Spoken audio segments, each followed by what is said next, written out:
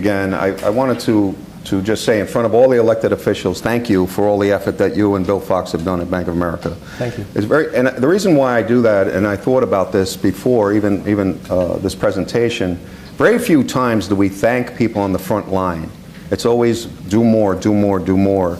And you are on the front line, and you're one of the good guys, and there's a lot of people that work at banks that are the good guys that really help us all implement a lot of the strategies and laws that you guys put in place. So I just wanted to say thank you for that. Mariano, for those that don't know, he knows just about everything you possibly could know about money laundering. I love him. He's an expert not only in Argentina, but on Latin America and on a global basis, so please.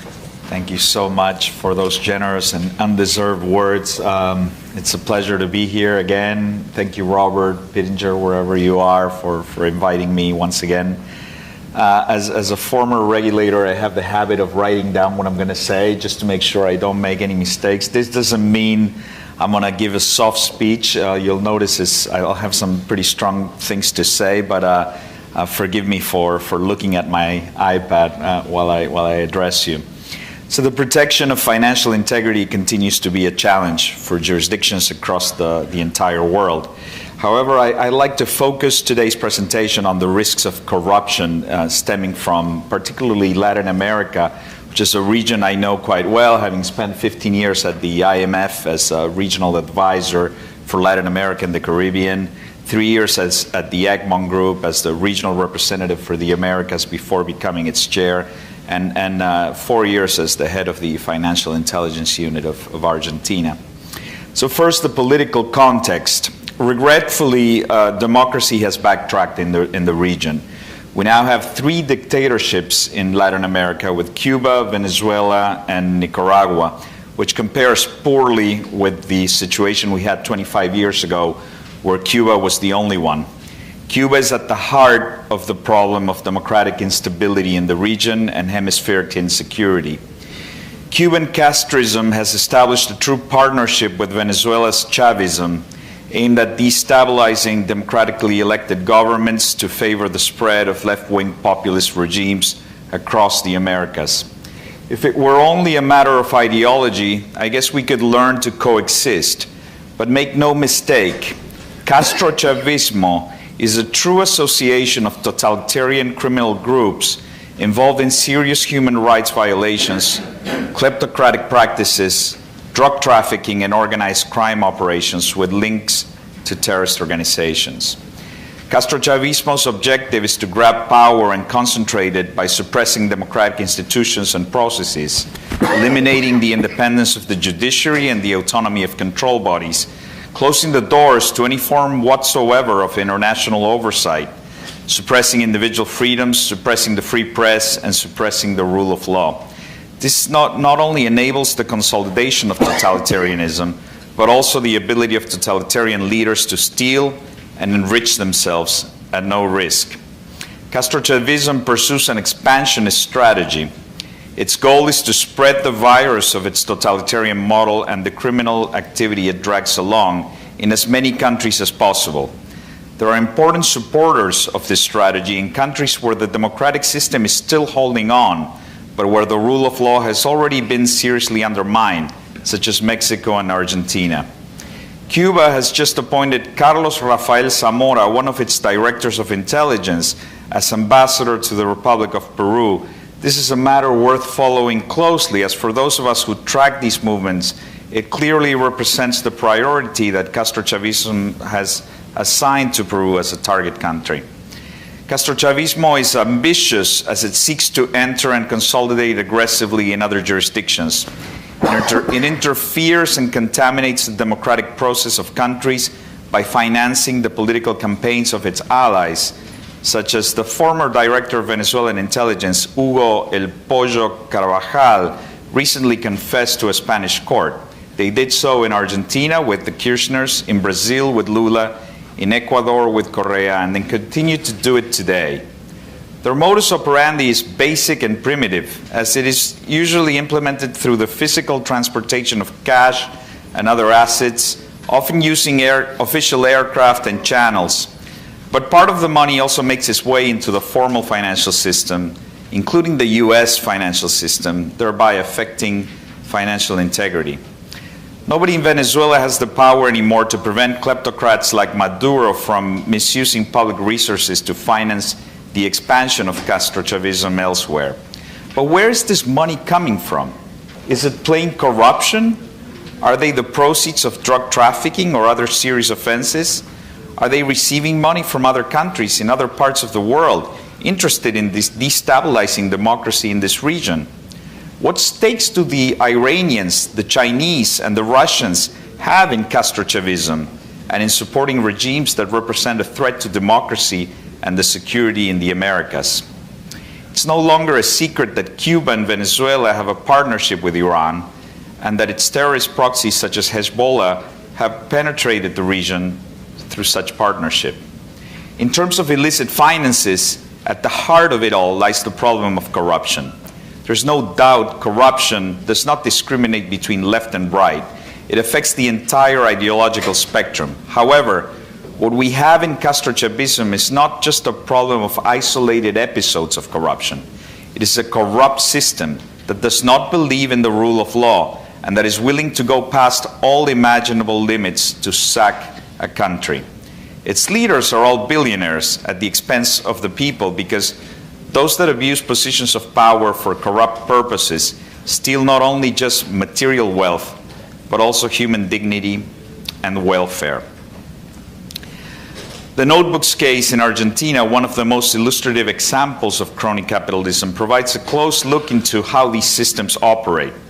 Between 2003 and 2015, public works contractors operating in a cartelized manner took turns at winning bids for the development of large infrastructure projects such as roads, awarded with surcharges that they would return as kickbacks to public officials at the highest levels. The case revealed a matrix of grand corruption put in place by the Kirchners, who are now back in power seeking their impunity and destroying the institutions of the Argentine Republic along the way. Recognizing corruption's ability to corrode democracy, on June 3rd of this year, President Biden established the fight against corruption as a core U.S. national security interest. Accordingly, he directed his national security team to lead the creation of a comprehensive strategy that, when implemented, would improve the U.S. government's ability to prevent corruption more effectively, better hold corrupt actors accountable, and strengthen the capacity of activists, investigative journalists, and others on the front lines that you were talking about, exposing corrupt acts. The U.S. strategy on countering corruption was released, in fact, today. It outlines a whole-of-government approach to elevating the fight against corruption. It places emphasis on better understanding and responding to the threats of transnational dimensions, including by taking additional steps to reduce the ability of corrupt actors to use the U.S. and international financial systems to hide assets and launder the proceeds of corrupt acts. Part of the strategy focuses on curbing illicit finance. This is because corrupt actors and their facilitators rely on vulnerabilities in the U.S. and international financial systems to obscure ownership of assets and launder the proceeds of their illicit activities. As the world's largest economy, the U.S. bears responsibility to address gaps in its own regulatory system and work with its allies and partners to do the same. This means addressing deficiencies, including by issuing beneficial ownership transparency regulations that help identify bad actors hiding behind opaque corporate structures, enacting regulations that target those closest to the real estate transactions to reveal when real estate is used to hide ill-gotten cash or to launder criminal proceeds. Working with Congress and within existing regulations to make it harder for certain gatekeepers to the financial system, such as lawyers, accountants, and trust and company service providers, to evade scrutiny. And working with partner countries through multilateral forum, the diplomatic engagement, law enforcement cooperation, and the capacity building to strengthen their AML regimes to bring greater transparency to the international financial system. This strategy is also aimed at holding corrupt actors accountable, and this is of key importance because in places where the free press has been shut down, The judicial system is no longer an independent guarantor of fundamental rights and freedoms.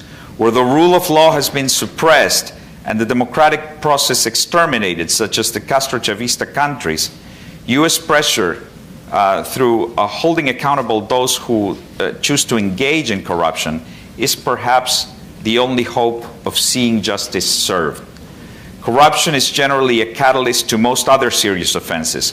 Where there is systemic corruption, you will also find a growth in other serious profit-generating crimes, such as drug trafficking, trafficking in arms, trafficking in persons, and other expressions of organized crime.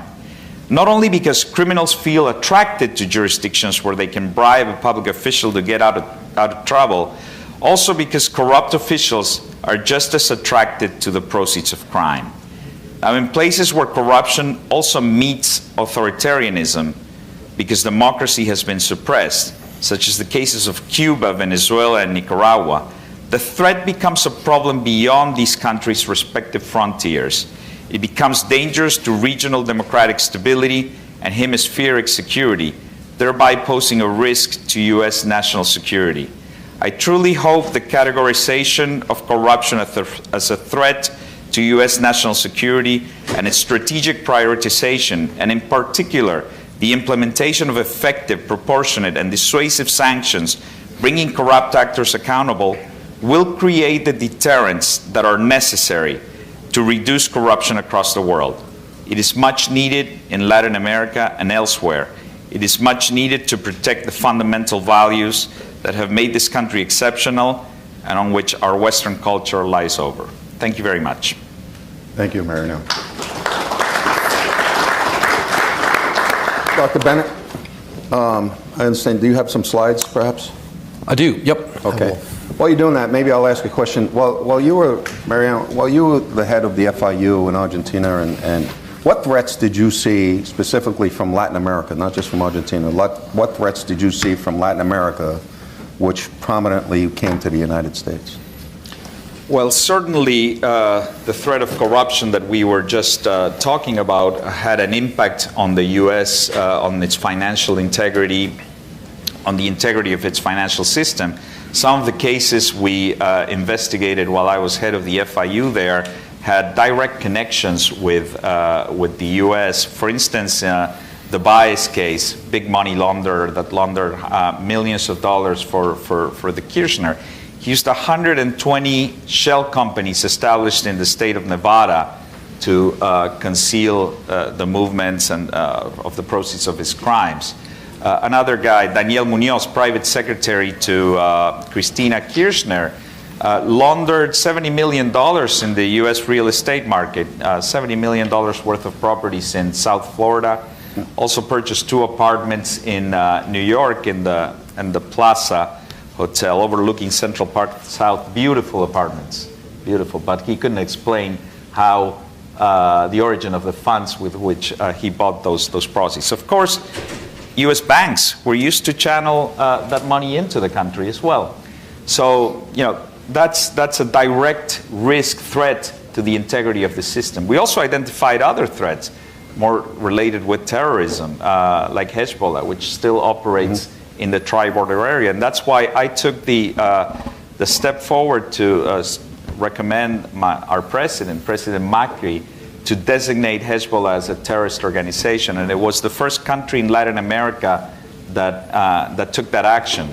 Immediately after that, other countries followed that same path and had the courage to do so, like Paraguay. One of his ministers is present here. Paraguay also designated Hezbollah and Hamas as terrorist organizations. Then Colombia, Honduras, and Guatemala also followed a similar path. So I think it's important that we work together with allies like Paraguay, like Colombia, in addressing these threats effectively, not only to protect those countries, but also to protect the national security of this great country. No, thank you for that. Sorry, Steve, to interrupt, but I always wanted to ask him that question, and I needed him to leave Argentine government to ask him as a private citizen. So I thank you for that, because this hemisphere in the world, we're all connected. And what happens, and somebody gets the cold, somebody gets the flu, somebody gets the flu, somebody gets a cold. So I really, what you just said is very important. On a global basis, I would expand that even on a global basis. Absolutely. And why we're all here having this conversation.